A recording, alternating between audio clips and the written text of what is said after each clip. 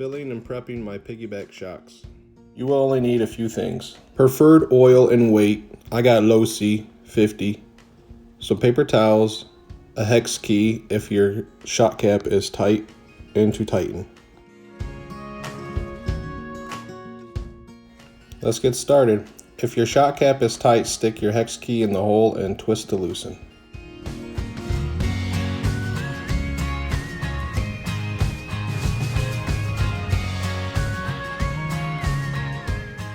Once your cap's off, flip it over, press down your spring and pull off your shock rod end. Once your shock rod end is out of the way, you can simply slip off your spring. A few things that I've seen is said to fill the shock all the way up to the rim. I've noticed on the other shocks that I did, I only filled it up about 3/4 and then topped it off when I was done.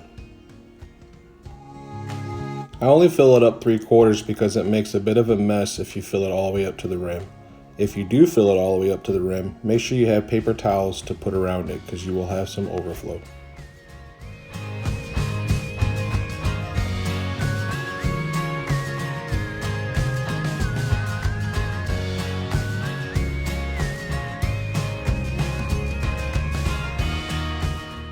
Once your paper towel is wrapped around, you will slowly press your shock rod into the shock body, fill the bottom of the shock body with oil, and release the bubbles. You will slowly press it up far as you can without overflowing too bad. Pull it back down as slow as you can, and repeat the process. This may take a bit. Once you have all the bubbles out, you will then top it off to the rim.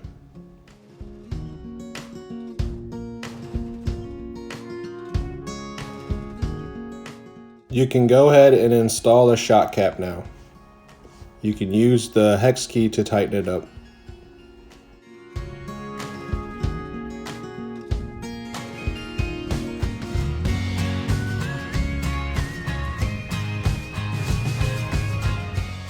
Once your main cap is all tightened up, you can go ahead and take off your piggyback body.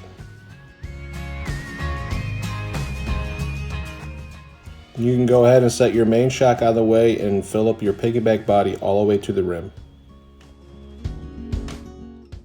Once you have it filled all the way up, I just dab my finger in and put a little oil around the seal. After that, you can go ahead and screw it back onto the cap.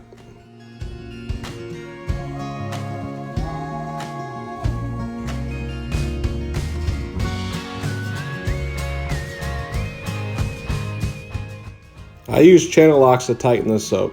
I did wrap the towel around it first so it didn't get all scarred up.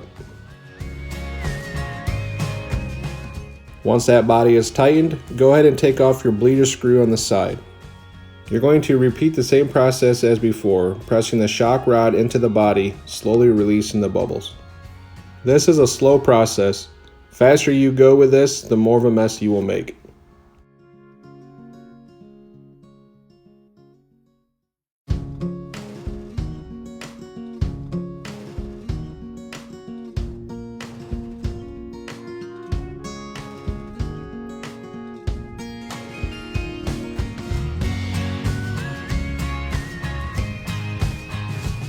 Once you have the bubbles out, go ahead and replace your bleeder screw.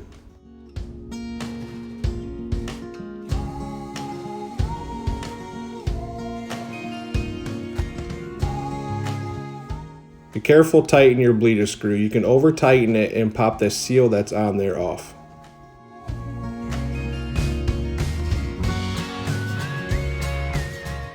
You can go ahead and wipe it down.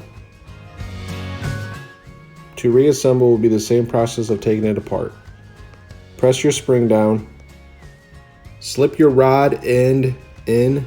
There will be a notch there. You want to make sure the open part of your rod end goes up through that. If you found this video helpful, please like and subscribe.